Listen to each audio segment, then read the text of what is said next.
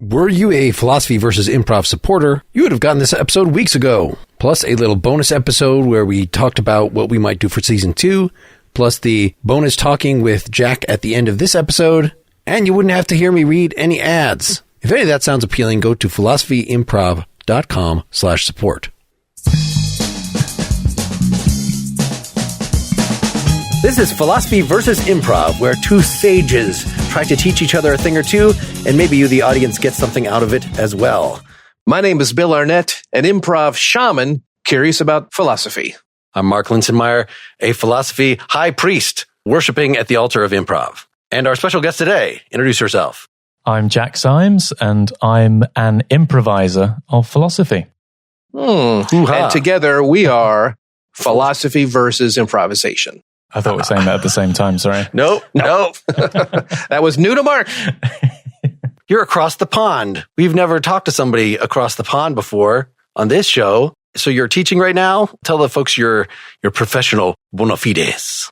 What am I doing? I'm doing the Panpsycast philosophy podcast, and maybe some listeners might be familiar with that. We're still going. I'm editing a little book series, which I'm keen to promote right from the get-go here. Talkingaboutphilosophy.com. It's a brilliant book which combines philosophy and comedy. So if you like philosophy versus improv, then hopefully you'll enjoy the book. And I'm here at the University of Liverpool. A bit of teaching, a bit of research, coming towards the end of my PhD here. So yeah, it's all good fun. Do you like Liverpool? Is it nice? Yeah, it's very wet and windy at the moment. But okay. As far as cities go, I'm a big fan. I've been here since like 2011 now. Okay. So quite a long time. Have you ever visited, Bill, the UK? I have visited. Mostly the South West. I've enjoyed my time. I've got some friends in the improv scene. Yeah. And they have told me that culturally, the north of the UK is the south of the United States. And the south of the United States is the more rural and everything that comes with rural geopolitically you will find in the north of England, whereas in the south of England, it's more... This is news to Jack, apparently. Yeah, what would you characterize as what's going on in South America? Like, what's the geopolitical... I meant North America, south of the United States. United States Southern. South. In other words, Hicks. Southern. That's what he's saying.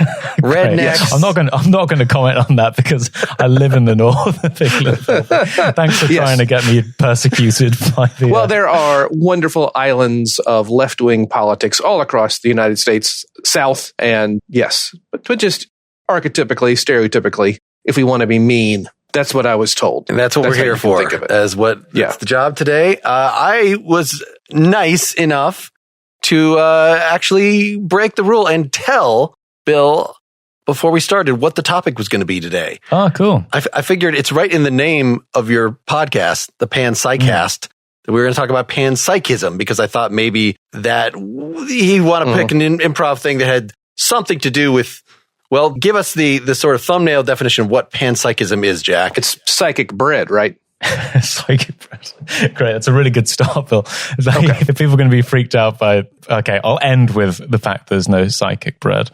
Let's start with consciousness is the problem, right? So we've just got this wet black and white brain. And the question is, how do all these physical processes give rise to like vivid technicolor experience? So when I drum the keys on my keyboard or speak into my microphone, or when my camera sees me, well, when my camera takes in visual information, it doesn't really see me or hear me through the microphone or feel it when I drum the keys on the keyboard. So why is it when this information goes into a brain, is there something it's like to experience them? Why do I feel it when you drum my keys? Why do I hear it when you sing down my microphone? Why do I see things when you dance in front of my camera? Obviously, because the mind of God shares its images with our mind. That's the only answer. All right, but go on. There's a heathen answer, or is that what you're saying?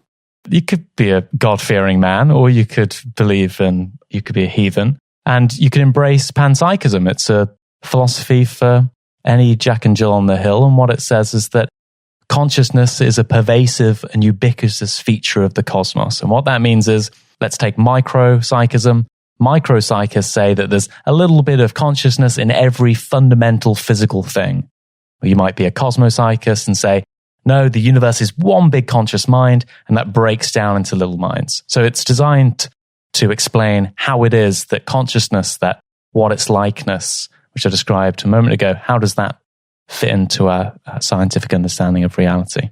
Okay, so would the opposite be that consciousness only exists in humanity and lesser life forms at a less and less extent until you get to a bacteria that says, no, it has zero consciousness. Would that be the opposite or an opposite? I don't think it's an opposite. I think the panpsychists can embrace something like that. Like you get more fundamental or primitive, rudimentary types of consciousness the further you go down the non-human animal kingdom and into plant life, etc. But no, I think any view, Bill's got this like problem to face as how is it that if it's just physical stuff, why is there something it's like to be me? If I replicated you, Bill, and like if I put you in a cloning machine and cloned every single physical property about you, would consciousness, that what it's likeness, necessarily follow? And it doesn't look like you get that. You can't deduce from the physical facts alone that consciousness will necessarily be there.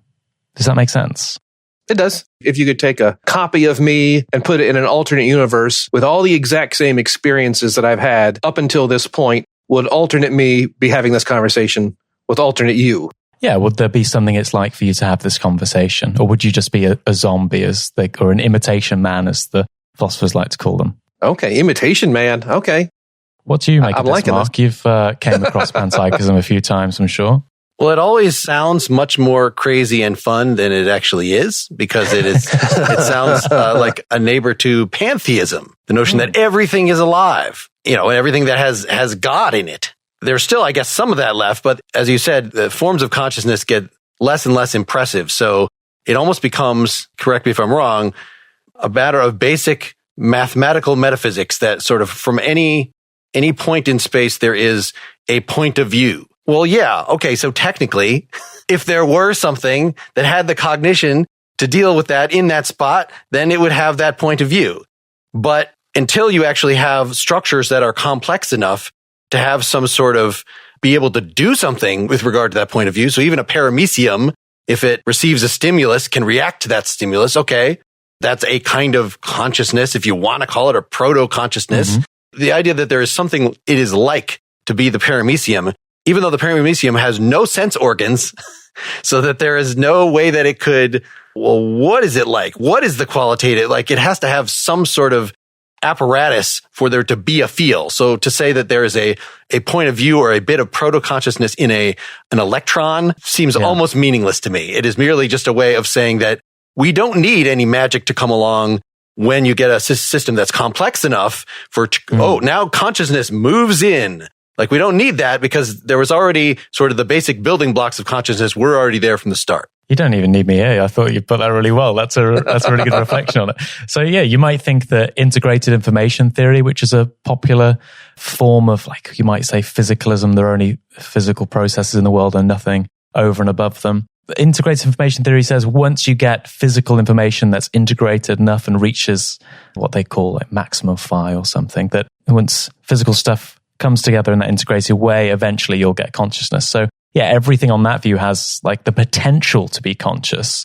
And so when they, like as you say, when they come together in these complex ways, then you get unified, interesting types of consciousness. But on the panpsychist view as well, if you embrace that fully panpsychist view as we articulated a moment ago, yeah, that kind of rudimentary consciousness that is there at the ground level, the most primitive form, is going to be really alien.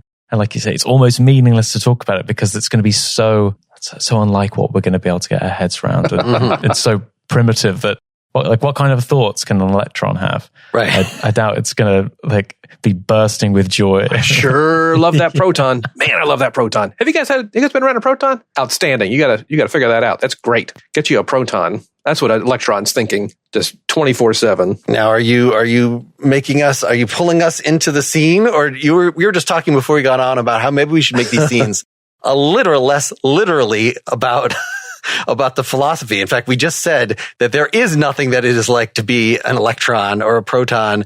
So if we are, for instance, going to be doing a scene from the point of view of electrons and protons, we're already violating by the very premise. But I'm open to however we want to do this. Either, Bill, did you have something in mind, or even Jack, knowing the format of this and knowing what you were coming up with, if you even had a suggestion, whether now or later, on how to start a scene here, fight for it. Well, Jack, do you have much improv know how? Have you done any before? I haven't done any improv before. Perfect. I don't know the first thing about improv, to be honest. Oh, okay. So if you can ask Mark, what was lesson 1, episode 1? Oh, God. I thought you were going to ask. No, I was asking Mark. Oh, yeah. You've digested the entire series before coming on, correct? Yeah. We have already been improvising. Yes. We've already been improvising this entire time. Your character has been philosophy teacher in Liverpool. Yeah. Cool. It's very easy to play because it's incredibly close to who you believe yourself to be. I mean, you got to work on the accent. I think it's... Yeah. Does that make us talk about? Yeah, that's very profound, isn't it? I like it a lot. So, do the characters that we portray, do they have a different consciousness than our own consciousness, perhaps? We're always improvising. Is that the underlying point? So improv is what? Just bouncing? It's no different than just doing what you're already doing, but you may not be yourself. So who am I going to be? Just whoever you tell me I'm going to be? Or do I just create somebody off the top of my head? It may be a multi-step process, but eventually you will land on someone that you are. Does that make sense? I'm a little bit nervous to be my first. It's simple. I got Mark improvising. I will hold quick. the proto version of your hand that I feel like if we break down to basic physical levels, the electrons here are pretty much the same as the electrons there. So I will hold some electrons here and thereby, kind of hold the electrons of your hand. Well, we'll keep this real simple, and I'll lay down a scenario that is close to all of our lives, and I'm sure that you can dive right in. Is that cool, everybody? And I've got a lesson as well that we can chat about as, during chat time that I'll try to do. Here we are. It's a 2-bedroom, 2-bath, washer dryer in unit, which is nice. And it's got it's kind of a small kitchen, galley kitchen. But if you're interested, we can sign the paperwork and get you in here whenever. It's free now. The apartment's free now.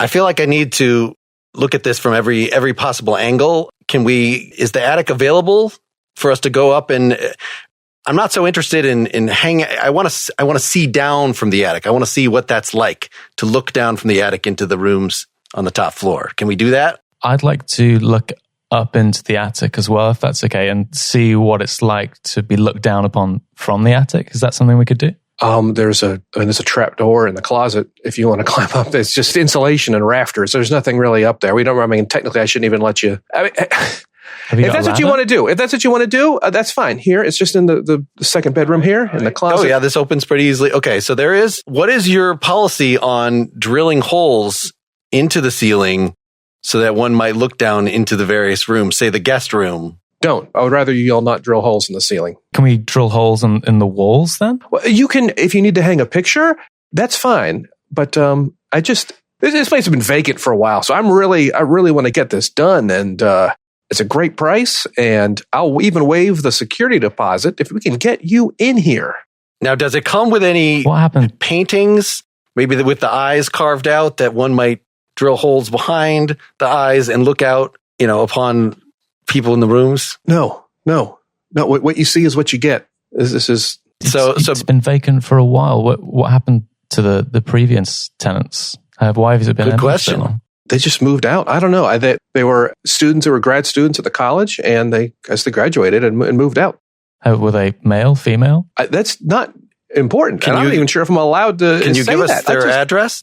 Can I get your signature on the dotted line? I think this is a great place, and I'll answer all of your questions, but I would, if you had any more questions that were. Jack, did you bring Jermaine? Did you bring the Fleabo detector, which we can see the patterns of the people that were in the room before us? The Fleabo detector? No, I thought you were bringing it. All right, I guess it's still in the truck. I just thought, all right, so we have kind of I don't know, what's the policy on sort of doing scientific work? I mean, is this zoned? Do you have those drains and the emergency shower in case the chemicals get in one's eyes? Do you have any of that? We don't have an emergency shower. We don't have a wash station, but we have the sink. What you see is what it is, and I think it's a great place. And we usually ask first last month's rent at one time. I'll waive last month too. All right, I'll even waive last month. Is the soundproofing good? Will the neighbors hear? Like if I was to I don't know, scream really loud, would they hear? They might. Okay. Would you be willing to maybe sleep the first night here with us so that we could get an idea and we could watch you and see how how you breathe. Can I just be perfectly honest? Can I be perfectly honest with you right now? Yeah. My gut instinct is telling me run, to decline your application and just eat the property tax on this place another month. All right. That's what my gut is telling me. Okay. I really need to rent this place. Okay. Do you run often? Are you in good physical condition, would you say? The physical condition? No, I wouldn't. Yeah. Like, do you run very far? Like, how far would you say you could run? Just metaphorically, an eighth of a mile if I had to. I bet I could keep up that pace for an eighth of a mile. Could you do some of that around the room right now, just so we could have that on record? Would you be more inclined to rent the apartment if I did that? Yes, because then we can analyze that using the flea detector later. You know, that allows us to track the signatures of people who are gone. I mean, all right. I just ran around the room. All right. Look, I got extra pens and everything. Let's just go to the kitchen counter. Let's knock this out. Do you have any reservations here, Jack? Do you feel like we've got? I'm not sure if this is gonna. The fact that you can't. How wide are the spaces behind the walls? Like in terms of being able to sort of slip between rooms and 6 inches. It's a standard 2x4 stud wall with drywall and plaster. It's not okay. So Cassidy can fit, but you can't then, Jack. And I know I can't. I think I might be able to fit if you chop me up into little pieces. Then you could probably cram me through. I mean, I guess I don't want to go through that again. When we did that with Davis, he just didn't. He was never the same. Like I need you to be able to. Please don't kill anybody. Just don't kill anybody. Please don't kill Davis anybody. Has never been so happy. I think this guy, we could certainly make him run faster. All right, you know what? Never mind. No, I can't. I can't rent to you. I can't rent to you. Just let us pitch. Let us pitch. No. I'm tearing your application. You have. Okay. I can't. Tear out the application. But would you like to run faster and quick and for longer? No, I don't. Guys, I can't. I'm trying to rent this place. Okay, it's difficult when the COVID happens and the colleges, everybody's remote. And I'm just having to pay the property tax on this thing, all right? And I just really want to rent it. You know, okay? I feel want to rent it. We've already gotten what we need because we can review this particular slice of space-time anytime in the future. We've got the mathematics. Can you do it from your car? Can you do it from your car? We can do that from the car. Well, great. All right. Perfect. Do you need a ride? No, not with you. No, I will walk. You definitely shouldn't run. It'll take you forever. Get out. That's probably. Hey, we'll stop right there. Enough. We'll stop right there. That was great fun. Not bad, Jack. You figured out pretty quickly. What kind of person was your person? I'm not sure, really. I felt like I went creepy way too quickly. I think from the moment, from the get-go, as me and Mark were just staring at each other from the attic, and then I don't know where it went from there. It started off with like a small euphemism that was really weird, and then in the end, I was just like, "We can chop you up into bits and." Be some weird transhumanists. I thought you guys did a great job. We can get longer scenes by recognizing what is driving me to kick you out. And that's fine if we want the scene to end. But are there things that you could say to me to keep me on the line, keep me on the hook? What would be something you could say to me that would keep me on the hook and keep the scene going? Like ask you to show us around and lots of rooms and stuff? Yeah, perhaps. Some assurances of the limits. I mean, I was trying to, through in a sci-fi way, get out of it being a straight horror experience, though perhaps the line between those is thin. But when the logic of it came around of being able to, as long as something has happened in space-time, at some point it can be observed using proper apparatus, then really there's no reason to be anywhere in particular, as long as you were there at some point in time. Mm-hmm. So then you could review it later. So my own internal logic by which I was conceiving of these people's plans made it so the scene did not have to continue, which was probably not so good. Well, just the idea of like, I would love to hear, oh, we won't do anything illegal. You know, oh, I know it sounds like we're killing people, but we won't. Giggle, giggle, giggle. And maybe you are. Maybe you're just lying to me. I don't know. But anything that's like, and again, just like in life, what percentage of our apologies are sincere? And what percentage of our apologies are, will this calm you down? If I apologize, will this calm you down? And what percentage are, oh, I really screwed up. I really hurt this person's feelings. I did not intend that at all. It could be 50-50. I guess that's what I'm going for. Hey, Mark, real fast, and Jack as well. Imagine if you could see the ghost images of dead people where they had died. all over the world. Right. And you'd probably go somewhere where there's a big war and there's just like piles and piles of these green ghostly images slumped over everywhere, you know? But that would also mean you could find a place on the globe where nobody had died. There's going to be corpses of like, or ghosts of all kinds of things, though, right? Well, just humans, just human beings, and maybe Neanderthals or Neanderthals. I'm not sure when the H went away. Are you saying that non-human animals don't have like consciousness, Bill? Like spirits, souls? That's the topic for today, isn't it? Yeah, well, my attempt, and I think I heard, Jack, you say a few things along these lines, my attempt to literalize what this notion of panpsychism could have been is that there's a point of view from anywhere. And that was, starting with the very literal, I want to look at things from the creepy voyeuristic thing, but getting into this, I don't know, what happened to Davis that we've changed his consciousness so that is he a post-human, something along the lines of, and I guess there are endless, equally fruitless directions that comic directions that we could have taken this in terms of consciousness moving into animals and when is it still consciousness and these sorts of questions. I think our mistake was stuffing him in the wall into little bits and then insinuating that we somehow improved his ability to run. And that was a little bit confusing. But I guess there's nothing unique there in terms of consciousness, right? It's just like a ship of Theseus type problem, whether or not he's the same. What was his name? Davis? Because he's the same Davis once you break him down and build him back up again. Isn't he the same person? Yeah. Maybe we just chopped up his legs, and we typically think when you lose a leg that you, yeah. And it's the right kind of weird. It's the right kind of weird for that scene. I'll say that. We love weird in improv. Here's my question when I got that pantheism topic. Okay, so what? So what? So everything's got a consciousness, even if it's a minuscule amount. Yeah. So is this just a solution to a philosopher-created theoretical problem of how is it that physical stuff, brains, could create consciousness?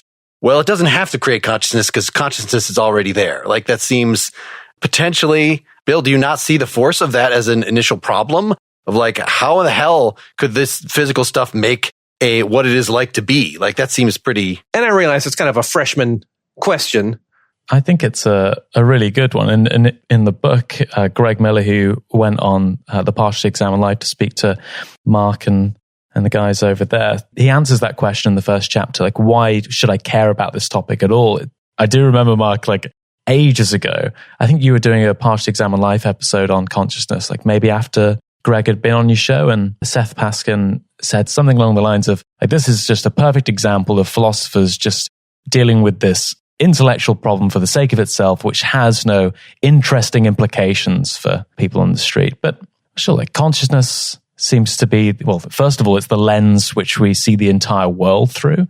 So we should definitely think about like what our lives consist in, which is certainly consciousness.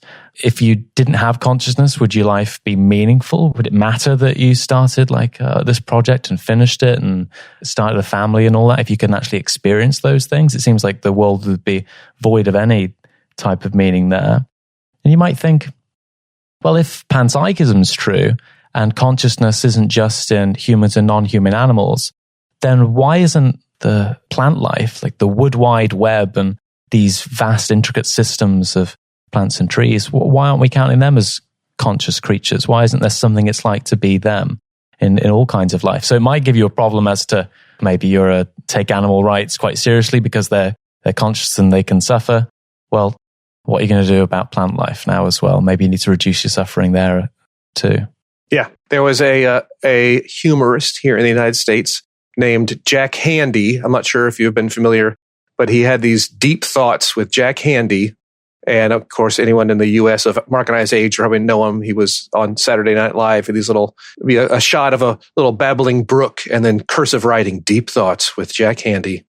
And one of them was, would we be so cavalier about cutting down trees if they screamed?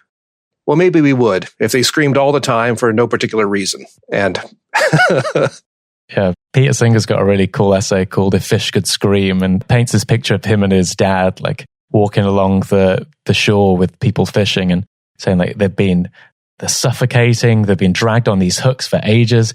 Imagine the noise if they could. We certainly wouldn't think it was an enjoyable pastime because like the romanticism and the peaceful nature of fishing would just be destroyed if all these creatures are screaming at the top of their lungs.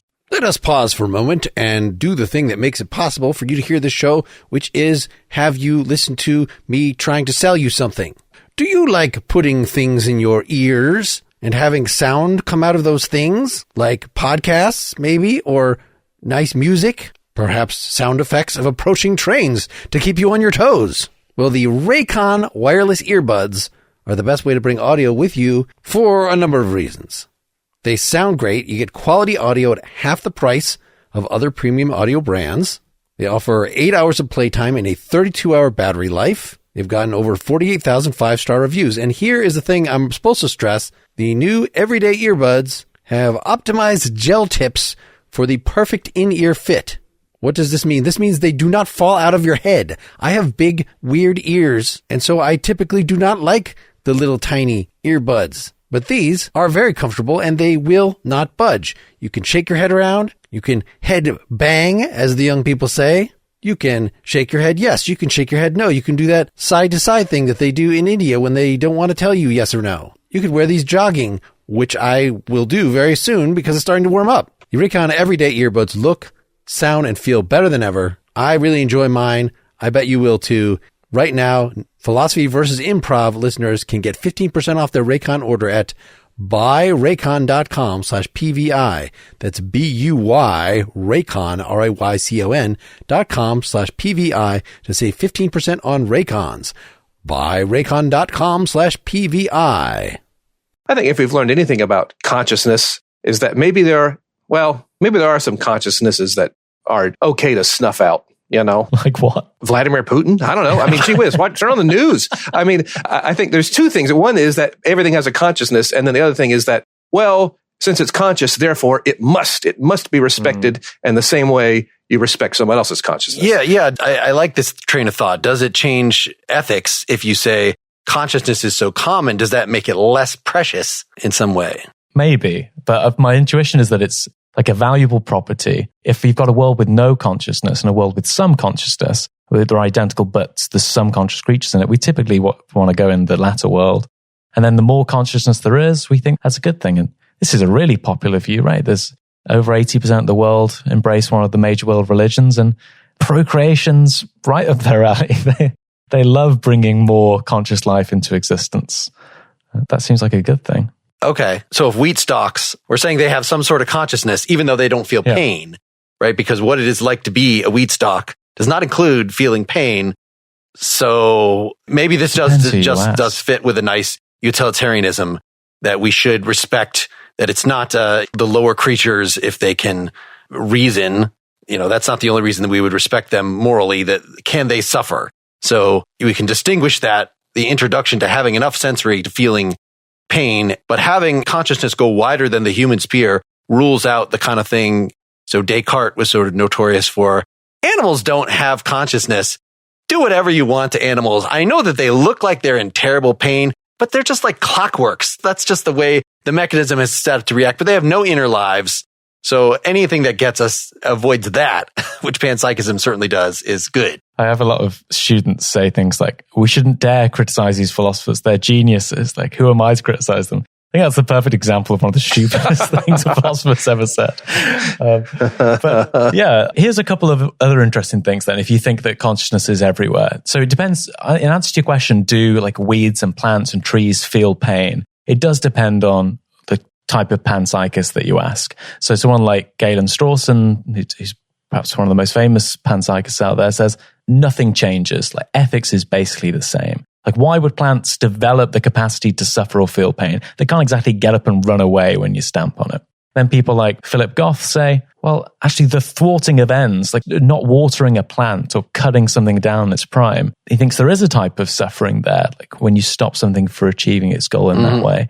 And that surely does have some bigger implications. But he also suggests, and perhaps this one people can get on board with a little bit more, and certainly speaks to the Eastern religions in particular, is that when you think that consciousness is everywhere in the natural world and in wildlife, it might make you look after the natural world. Like, it might encourage you to not see it as a mechanism for your own ends, but as something that has value and worth with it in its own right.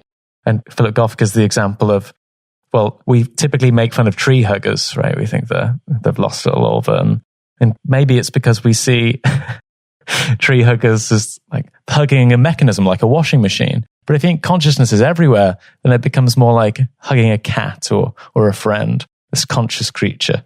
So in that sense, you might think it's a little less kooky to go around hugging trees. I guess as long as the teleology does not go as far as Aristotle, that like, yes, a wheat stalk wants to grow. And so when you chop it down, you're stopping its natural growth. When I drop a rock, it wants to go to the center of the earth. Oh, don't you stop that rock from falling. Man, can you just let the rock do what it wants to do? Because it seems that, there's physical forces counteract each other all the time. We can't, are we really going to have as part of our ethic? Just, I guess maybe that's what oneness with nature, the Taoist, like, let it be, is let the rocks, let erosion happen. I think for the Panpsychists, they're okay for rocks and stuff to fall and for fire to reach the skies. It's just that they're not integrated enough or complex enough to be considered things that can suffer, like atoms and rocks don't suffer, right? But plant life, maybe. Non-human animals, definitely. Mm-hmm. I guess the next, whose suffering is, do we need to get a chain of suffering from what's the most impactful suffering to the least impactful suffering? How many wheat stalks have to suffer so I don't suffer from hunger? And how hungry do I have to be to equal how many wheat stalks? Or is that even too, am I looking at it the wrong way, even that? Maybe Mark knows the name of the philosopher I've got in mind, but there's a philosopher that says, when discussing animal rights and non-human animal suffering, says ask the hypothetical question, how many dogs would have to throw off the edge of a ship instead of one human being? And he says the answer is infinite. So he'd throw infinite dogs off a ship forever rather than let I was thinking you might be talking about Peter Singer, but that does not sound like Peter Singer. So no, I don't know who that might be. Yeah, he loves animal rights, but he just hates dogs, Peter Singer.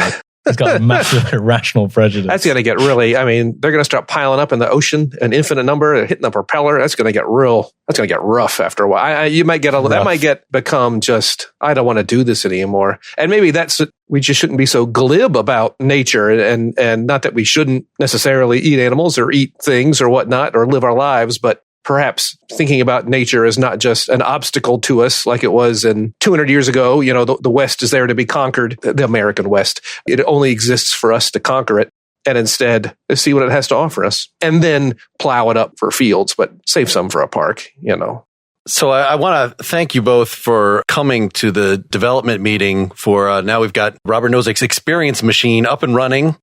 And so it's our job to develop some further experiences that people could have, software. And I think, Bill, your point about nature, about experiencing, not just like being in nature, but actually being nature. Could you, yes. I don't know, could you say a little more about that? Like what that would be like for the user? I want people to be a cloud, to know what it's like to be a cloud.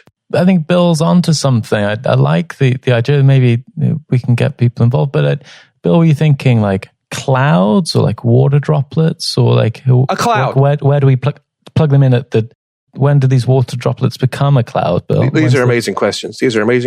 Now, Mark, I see you rolling your eyes, and you want to put an astronaut experience in the machine. You want to put a ballet dancer experience in the machine. I think we need to start with clouds. Bill, you do this every fucking week. Last week it was when does a bald man become bald? The week before it was when does a pile of leaves become a pile of leaves? Now it's the cloud thing. More than two. What's your obsession with these gradated things? You're just trying to break the machine.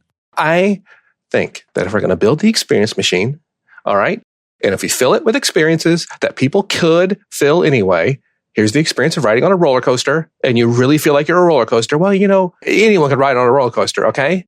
I want to be a cloud. I want to experience what it's like to be a cloud. I guess this is at least better. So, Bill, I was looking at your last submission of what it is like to be a particle in the Earth's mantle. Yes. And as far as I could tell, it's just dark and silent. You really think that is going to bring in the customers? Do you know how much more mantle than crust there is? Okay. It's a volumetric versus area thing. Okay. There's a lot of mantle. All right. Most of the Earth is mantle. Bill, we can do anything with the experience machine, right? Like we can the most vivid, like crazy cool experiences. So just turning it off, it seems like that's essentially what you did. You made it into a sensory deprivation tank. Well, look, here's the thing, all right? Hey, you could be an ancient Persian emir in a harem and have the most crazy 72 hours of your life, okay? Cool. Great, that's a great idea. Where have you've been holding us back on us? Because it's cheap and it's easy, okay?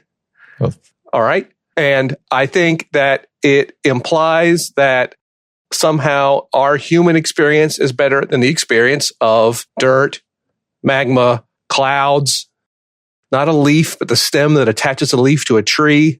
Bill, two things. First of all, don't use cheap and easy in a derogatory way, but there's lots of good things in this life that are cheap and easy, and my ex-wife is one of them. 2. Wow. Oh, okay. Wow. Are you okay? Every time you want to turn into a cloud, turn the lights off, see darkness. Yeah. Is that what you don't darkness. need an I want to machine see darkness, okay? You don't need I want to see I have to at least applaud Bill on, he really seems to have captured the experiential part of this. So Jack, I was looking at what you submitted last time, and this roller coaster program, it's just me sitting there and there's a voice saying, "You're on a roller coaster. You're on a roller coaster. It's too intellectual that I think you're putting too much. I know you want the imagination of the user to do a lot of the work, but just having the words "you're on a roller coaster," I just don't think that quite achieved what you were looking for. You didn't. Where did you listen to my voice note? It was broken toaster. It wasn't roller coaster. Broken toaster. Oh, geez. Okay. So that maybe is I thought the roller coaster would have rolling, but I see if it's just a broken toaster. Broken toaster? Then the only way to convey that would just be to say, "Hey, you're a broken toaster," because that's the only way that we could. But is that how the broken toaster would experience being a broken toaster? Hearing, some sort of self-definition. Wow, useless. Useless to everyone. What's useless to everyone? The broken toaster. It seemed like that was sort of a Zen koan that, I am a broken toaster. In other words, I am a useless thing, and that is nothing really has any use, or everything I was thinking that when toasters typically break, they do so in a way that they could smoke and the electricity goes, like they fry, and I just kind of want to know what that feels like, Do you ever when you make the toast in the morning, you just look at it and think, I want to be inside you? I had a cousin that experienced something similar to that, and he was in the hospital for weeks. Really, y'all are in luck. Last week, when I had that long holiday weekend, I took the 4K immersion recording machine and I drove up to Lookout Mountain and I recorded 15 minutes of cloud. Okay? And I know it's just the beta version, and I know we've got some better stuff, but if you guys want to go ahead and step in the machine and put on the headgear and sit in the couches, I think once you're a cloud, you'll get it, okay? I'm happy to try it. All right. I'm happy to have Jack try it. No, you're going to get in there too. You're going to get in there too. I'm not doing it if you're not doing it. All right. Here's some Dramamine. I'm going to, some of these things. Right. Okay. It's a little much. Fuck. No. Yeah. This is. Oh, it's so damp. I guess what I like about this is the feeling of oneness with the other particles. I thought this was just going to be like I was just a head up in the sky, but I'm feeling sort of a dissolution of consciousness into component parts. I wish you put us in different clouds. This is weird. I can hear all of his thoughts. And wow. Oh. Wow. All right. Oh, shit. We got one convert. Right. We got one convert. Unplug me. Yeah, I've got some papers, some non-disclosure agreements for you to sign if that's going to be, because that could be career ending. Let's call this meeting. We're gonna get the lawyers in here. Yeah, we'll stop right there. Very nice. Yeah, we did it. Now, y'all, I had a top secret, something that I was trying to do in the scenes, and I realized Jack, you may not have noticed. Mark may notice needs something different in my performance, but it's something that, as this happens a lot, we have these moments where these ideas collide. And it's these cool collisions of ideas that happen in improv all the time. And they happen so often, in fact, that I don't think we can consider them to be just happenstance. It is kind of an engineered coincidence, if that makes sense. These little collisions happen so often. Right, Mark? Well, Where the improv lesson I told you beforehand what it was, but you're saying kisses off the philosophy. But you're well, saying, I had written down my thing, okay. and I can show you where I wrote it to prove that I had written down this idea earlier today on a 3x5 card. Did you just write clouds on the card? I did not just write clouds. I wrote, if you can see it, it's a little. I have to make it's quite my horrible chicken scratch. We have to care. We have to care. How did that come into the scene? Well, his character definitely cared in both cases. That in the frustration scene in the first one, he definitely was using not using the lingo, Mark. I like it. He was not merely standing back and trying to humor our weirdness. We've done several of these scenes before where he is trying to run some business, and I and or a guest are violating the implicit rules of engaging with that business. And he often, as probably somebody would do in the real thing, tries to humor as much as possible. But this one, you came out hot, and it made it very more difficult to not stop the scene. It's an improv and sketch comedy all over the place, this idea of frustration. It's different than anger. We read the anger, but actually what's happening is someone's wants and needs are being frustrated. But if the audience is going to care, they have to see the characters care. In general, there's some anti-humor stuff out there and some absurd humor out there, but in general, the people that are watching have to care about what's going on. They have some stakes, have some skin in the game, and which makes me think about perhaps everything does have a consciousness. Even these. Sorry, where was everything cares? Well, we have to care. That we have to care, and if things have a consciousness, we can't just dismiss it. The ethical issue, not that we have to make sure we wash all the stones on the ground so they're clean, but perhaps consider that things might have a consciousness and that we shouldn't be glib or cavalier about things and be purposeful in our actions, even when it's taking a fish out and eating it, even when it's cutting down some trees, but to have a purposefulness in mind. I like the idea of anyone who is a fan of panpsychism listening, and the worry is that it gets caricatured into a really silly view, and we've been like, you can be a cloud or a dysfunctional toaster or just darkness. No serious candidates at all. Straight to the this is ridiculous. Another way, when I was really thinking about this experience machine thing, the limitation is that it's a full human being experiencing this thing, whereas you would need some sort of neural interventions to how do you experience things the way that a stone in the mantle of the earth? Well, reduce your consciousness to a stone. This is very Eastern of use mantras, and the fact that, that actually came up of you're in a broken toaster, you're in a broken toaster. This actually could be a way to try to organically shape your consciousness to ape some structure that it normally does not have. The normal one being the free flowing, my attention is always getting diverted by something. At least there's some sort of alleged ability to neuroplasticity or something embedded in meditative practice. Imagine if you could step inside the mind of a schizophrenic or someone who struggles with any kind of mental illness, and then step out again. That would revolutionize our view of those things, to be able to experience the world through the eyes of someone who struggles with how they perceive the world and how they observe the world. I like the idea, sorry to go from a very serious point immediately to Mark's mantra of I'm a broken toaster, I'm a broken toaster. You should start Sam Harris and some philosophers do these meditation apps. You should have your own, Mark, and just try and get people to have these meditative out-of-body experiences of being weird and wonderful objects. And slowly fade it to I'm a roller coaster from I'm a broken toaster, and see if they notice. And by the end, it's like, wait a minute, I'm a roller coaster. I'm not a broken toaster, I'm a roller coaster. When did that happen? If I was going to have a big, powerful, huge thing, I'm not just a broken toaster. Yes! And I zoom up and down the hills and through the loop-de-loop. Look at me go. Look at me go. And there's no motor, it's all gravity. It just does it. Wow. If I were going to have a fifth podcast, so Jack, you get to experience, even though we've talked about and eventually maybe we'll have you on the first podcast, Partially Examined Life. This is the fourth podcast, so you get what I have time to prep for, which is not very much. But if I had a fifth podcast, I would only do it if someone could make software that would allow me to pump out sort of meditative mantras according to, I'm going to type in, I'm a broken toaster. I'm going to type, I'm a roller coaster. Say, over the course of 40 minutes, I want you to merge from one to the other, make a wave file out of that. Episode done. So you do Partially Examine Life, Nakedly Examine Music. Pretty much Pop, a culture podcast is number 3. Much. Do you do Pretty Much Pop all the time? It's every other week, just like this one. That's some serious commitment there, Mark. Fair all right, I will stop plugging in the body of the...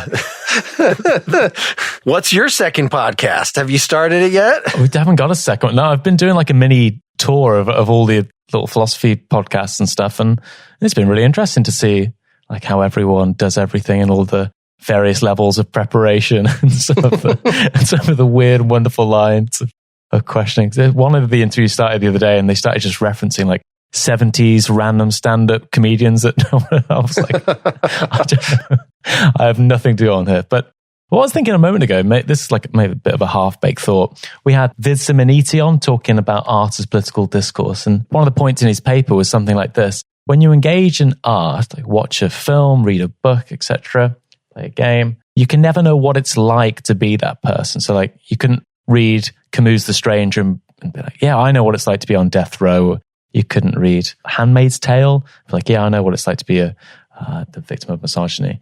But maybe if you plugged yourself into the experience machine and you lived like this full Inception-esque life, which lasted quite a long time, if I lived my whole life in that machine as someone who was persecuted of a particular group, then can I come out and be like, yeah, I've been the victim of like misogyny or racism and etc. Like, would I be allowed to say things like that? Would that count as me having... Like, the only thing missing there seems to be like that the experience was genuine rather than the simulation. Yeah. But can I say I know what it's like to be that? I'm not sure. Does that give you the street cred for having done it for real? Yeah. I know there's some sci-fi stories where it's like going to jail is they implant 20 years of jail in your brain. And you just, you get a shot or something and you wake up from surgery and it's like, I've just been in jail for 20 years, That was a Deep Space Nine plot. And it messed that character up, or it really should have messed him up way more. I think he was out of sorts for 2 episodes or something. I don't remember. And then right back to it. Yeah, I've been in prison for 20 years. Blah, blah, blah, blah, blah, blah. Yeah. I tend to think when there are stories that involve that kind of thing, like they wake up from it as if from a dream, that you sort of remember, I just lived 40 years in this person's shoes, but like, because you would just forget everything. I think there was another Star Trek thing where Jean-Luc Picard did the same thing, where he was like on some planet. I don't remember what the setup was, and like lived his life and got married and had kids and then came back. And, wouldn't you just completely forget everything from before? You'd just be like, I don't even know. Who are you? Where am I? Yes. Is this heaven? Yeah, I thought I just died. Yeah. David Pearce, we mentioned transhumanism a moment ago. Like he does a reverse version of the Nozick experience machine where he asks, well, if you could take the pill now and leave the matrix, if I said, this is a simulation, right? You told me as part of the simulation, you wanted me to run up to you at this moment in time and say, it's time to go, but you've got the choice. Would you leave this world and everything you know for the genuine real world, or would you stick around? And it seems that, so Nozick's point, the experience machine, is no one would actually get in and want to be a cloud or be a broken toaster, because as great as those things might be, they're not authentic experiences. They're not real. It's akin to suicide, he says. But when we play it the other way around, I think I'd stick around. Like, I'd rather ignorance is bliss and all that jazz. I'd rather have this world. Can you make me young again? Great. I'll stick around here. That'll be wonderful. Wait, I'm a cloud in the other world? Yeah. Take me out now. Yeah. Yes, we talked about the latest Matrix movie on Pretty Much Pop and how that sort of treats the characters as if we've put you in here and we've given you a family and stuff. But as soon as you wake up, you're just like, screw those guys. That wasn't real. I don't care about any of that. Where I'd be like, please just, I would miss everybody. I don't want to wake up. Talking of improv, I haven't seen The Matrix, and I've been pretending to everybody that I've seen The Matrix for so long. And as a philosopher, everyone wants to talk about The Matrix. The scoop. Right? Like, you have the scoop. Did you see a moment? I was trying to give it like The Matrix, and then I immediately abandoned the analogy. I was like, you guys know The Matrix. Yeah, you're cool. Yeah, well, it's about 85% karate. Let's just be perfectly honest. And the rest is psychobabble and trying to build characters that are quote unquote interesting, which succeed and fail at various degrees. All right. Well, you can control whether your listeners will have migrated over here and heard your private thoughts as if they were with you in the cloud, or whether this remains a concealed, sealed, an esoteric experience that only the true American-loving Improv, open to improv people, a very tiny subsection of your audience. We hadn't even touched on artificial intelligence, machine learning, machine intelligence. And is that, at what point does that become conscious? That's above my pay grade, that one. Well, I had to put the judge bot in a timeout for several weeks here as we've had different guests on. And I think my plan is I've put her in a black and white room, and I've given her a lot of books about color.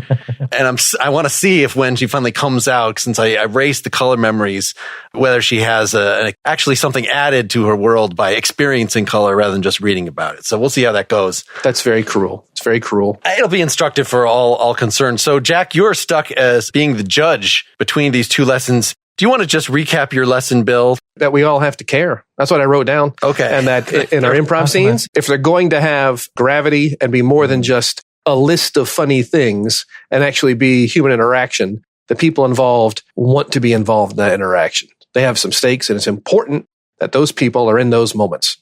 And without that, well, it's just people standing around saying funny things. And hey, maybe you're really clever, but maybe you're not 12 minutes clever. And we can. Am I judging in between Bill and? So yes, so we can interpret explanation of Panpsychism. It's what the prospect of these two lessons have for improving the world. Let's say so.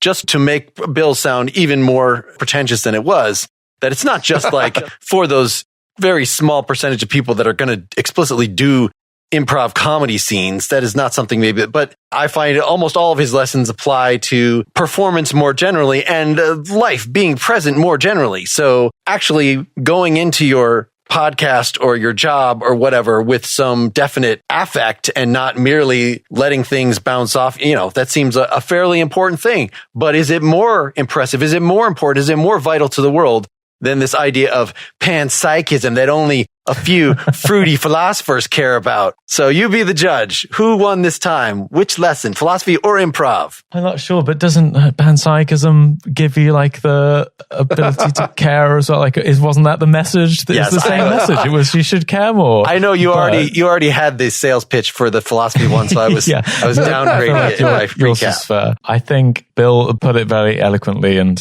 he clearly cared in the speech he was giving, which gives a nice meta point in his overall theme, which couldn't possibly be conveyed by the boring philosophers in their black and white rooms with their dusty chalkboards. So you've made me care more, Bill. Column improv. All right. Well, heck, thanks so much, Jack, for sharing your wisdom and your presentness and your caring with us on this fine day. Indeed. Wonderful stuff. And I really enjoyed your improv, man. You had some really smart, funny things. Thank you. All right. I really enjoyed learning from you today, Bill and Jack. And I enjoyed learning from y'all. I enjoyed learning from you, Mark and Bill. And scene. Okay. That's the end. Scene. Yes, that's the end. Ooh, boy, that was a fun episode. Make sure you're subscribed to this podcast at philosophyimprov.com. Why not look in the upper right there where there's a little widget to help you leave a nice rating and review for this podcast. We would sure appreciate that. And if you want more of these episodes to be made, I also would love you to go to the support link on that page. You can learn about a couple ways that you can, for a very, very, very small amount, show that you like the show, that you care enough about it happening to step up. And in return, the version of this and future episodes you would get, not only would be missing the advertising material in the middle, but includes a whole post-game segment, where in this case we talk to Jack about his various projects, plus incest, religious improv, laughing during improv, and more. Again, that's philosophyimprov.com/support. Thanks. I should sell my soul. Bankrupt.